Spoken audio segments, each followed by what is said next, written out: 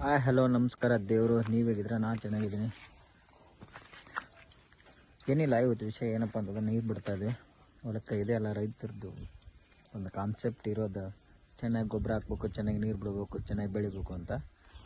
ಗೋಡ್ ಹೇಗೆ ಸೋರ್ತಾ ಇದೆ, ತಟ್ ನೀರು ಬಿದ್ದು ಈ ಥರ ಆಗಿದೆ.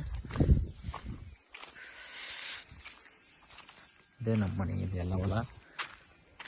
ನೋಡಿದ್ದು ಒಂದು ಗಿಡ ಹಚ್ಚಿದ್ವಿ, ಹೂವು, ಸೇವಂತಿಗೆ ಹೂವು ಅಂತಾರಲ್ಲ ಆ ಹೂವು. ಎಲೆ ಕೂಡ ಇದೆ, ಸಕ್ಕತ್ತಾಗಿ ಕಾಣ್ತದಲ್ಲ ಸೀನ್ರಿ, ಖತರ್ನಾಕೈತೆ. ನಾನೇ ಸ್ವಲ್ಪ ಸರಿಯಾಗಿ ಕಾಣ್ತಾ ಇಲ್ಲ ಅನಿಸುತ್ತೆ. ಇಲ್ಲಿ ನೋಡ್ಬೋದು ನೀರು ಬರ್ತಾ ಇದೆ, ಹೊಡೆದಿದೆ, ಇಲ್ಲಿ ಹೊಡೆದಿದೆ, ಇಲ್ಲಿ ಹೊಡೆದಿದೆ. ಮೇಲೆ ಬಿಟ್ಟಿದೆ ನೀರು, ಮೇಲೇನೋ ಸ್ವಲ್ಪ ಹೋಗುತ್ತಾ. ಚಿಕ್ಕ ಹಣ್ಣಿದು ಸಿಕ್ಕಾಪಟ್ಟೆ ಕಾಯಾಗೈತೆ, ಸಕ್ಕತ್ತಲ್ಲ, ಚೆನ್ನಾಗೈತೆ. ಇದು ನೋಡಿ ಮೋಡ ಯಾವ ಥರ ಕಾಣ್ತಿದೆ ಅಂತಂದ್ರೆ ಚೆನ್ನಾಗಿದೆ ಅಲ್ಲ. ಈ ಸದ್ಯಕ್ಕೆ ಇಲ್ಲಿ ನಮ್ಮ ಕಾಕನವ್ರು ನೀರು ಬಿಡ್ರಿ. ಈಗ ಇದಕ್ಕೆ ನಾವು ಚಜ್ಜಿ ಹಾಕಿದ್ವಿ, ಮೇಲೆ ಗೋಂಜಾಳ ಐತಿ. ಅಷ್ಟೊಂದು ಸರಿಯಾಗಿ ನಾಟಿಲ್ಲ.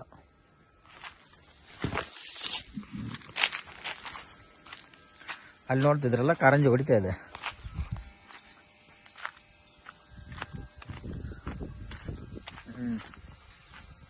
ತೋರಿಸ್ತೀನಿ ನಿಮಗೂ ಕೂಡ, ಕಾರಂಜಿ ಈ ಥರ ಹೊಡಿತಿದ್ವಿ ಅಂತ ನೋಡುವಂತ್ರಿ. 8 ಕಾರಂಜಿ ಹಚ್ಚಿದ್ದೀನಿ, ಇನ್ನೇ ಅರ್ಧ ನೀರು ಮೇಲೆ ಹೋಗುತ್ತಾ. ಇಲ್ಲಿ ಕಾಣ್ತಿದ್ದಾವಲ್ಲ 2, 3, 4 ಮಣ್ಣು, ಆ ಕಡೆ ಅಡಿಕೆ ಸಸಿ. ನಾವು ಎಷ್ಟೇ ಕಷ್ಟಪಟ್ಟರು, ಎಷ್ಟೇ ದುಡಿದ್ರು ರೈತರಿಗೆ ಜಾಸ್ತಿ ದುಡ್ಡು ಸಿಗಲ್ಲ. ಬಟ್ ಅವ್ರವ್ರ ಬದುಕಿಗೆ ಮುನ್ನಡೆಯೋಕೆ ಸಿಕ್ಕರೆ ಸಾಕು ಅನ್ನೋ ಒಂದು ಉದ್ದೇಶ. ಏನು ಮಾಡೋದು, ಸುಮ್ಮನೆ ಹಂಗೆ ಆಗ್ತಾಯಿರುತ್ತೆ. ಏನು ಮಾಡೋಕ್ಕಾಗಲ್ಲ, ಜೀವನ ನಡೆಸಬೇಕು ಅಷ್ಟೇ. ಯಾರೋ ಒಬ್ರು ಹೇಳ್ತಿದ್ರು, ಬೇರೆ ದೇಶದಲ್ಲಿ ಯಾಕೆ ಈ ಥರ ರೈತರಿಗೆ ಒಳ್ಳೆ ಉತ್ತಮವಾದಂಥ ಅವಕಾಶಗಳು ಸಿಗ್ತವೆ, ಇಲ್ಲಿ ಯಾಕೆ ಸಿಗಲ್ಲ ನಮ್ಮ ದೇಶದಲ್ಲಿ ಅಂತ. ನಮ್ಮ ದೇಶದಲ್ಲಿ ರೈತರಿಗೆ ಅಂದರೆ ರೈತರು ಬೆನ್ನೆಲುಬು ಅಂತಾರೆ, ಬಟ್ ಆ ಬೆನ್ನನ್ನು ಮುರಿಯೋರು ಸರ್ಕಾರನೇ. ಯಾಕಂತಂದರೆ ಒಂದು ನಿಗದಿತ ಬೆಲೆ ಇಲ್ಲ, ಅದು ಒಂದು. ಯಾವುದಕ್ಕಾದ್ರೂ ನಿಗದಿತ ಬೆಲೆ ಮಾಡಬೇಕು, ಮಾಡೋದ್ರಿಂದ ಎಲ್ಲದಕ್ಕೂ ಒಳ್ಳೆಯದು. ಒಳ್ಳೆಯ ಸಿನ್ರಿ ಆದರೆ ಸಾಕು.